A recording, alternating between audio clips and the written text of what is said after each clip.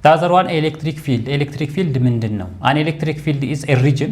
It's a region or space around a charged particle. ልክ በሁለት ፓርቲክል መካከል ያለው ፊልድ ማለት ነው።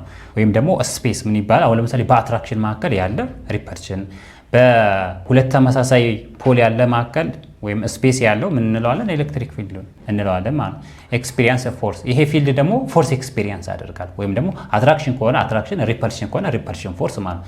ስለዚህ አሁን የኤሌክትሪክ ፊልድ ላይኖች አሉ፣ ወይም በአይናችን አናያቸውም ኖርማሊ ማለት ነው። ለምሳሌ ንፋስ ሲነፍስ ውጤቱን ብቻ ነው እንጂ የምናየው ንፋስን አናየውም በአይናችን ማለት ግን ውጤቱን እናያለን። ልክ በፎርስ ሲገፋን፣ የሆነ ነገር ሲያንከባለል፣ እኛ ላይ ሲያፍ፣ የሆነ ነገር ልብሳችን ሲያንቀሳቅስ እናየዋለን፣ እንቅስቃሴውን ብቻ ማለት ግን በአይናችን አናየው። ኤሌክትሪክ ፊልድ ላይን በተመሳሳይ is an imaginary line used to represent the direction and strength of electric field in space።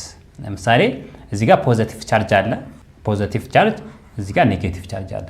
ፖዚቲቭ ቻርጅ እና ኔጌቲቭ ቻርጅ ምንድነው የሚሆኑት? አትራክት ነው የሚያደርጉት፣ ይሳሳባሉ ማለት ነው። ይሄኛውም ወደዚህ ነው ዳይሬክሽኑ፣ ይሄኛው ወደዚህ ይሆናል ዳይሬክሽኑ ማለት። ስለዚህ ፎርሳችን በመሃል ያለው ለምሳሌ F1 ብንል ይሄንን F2 ማለት ነው። ወይም ደግሞ በመሃላቸው ያለው ኔት ፎርሱ F1 + F2 ይሆናል ማለት ነው።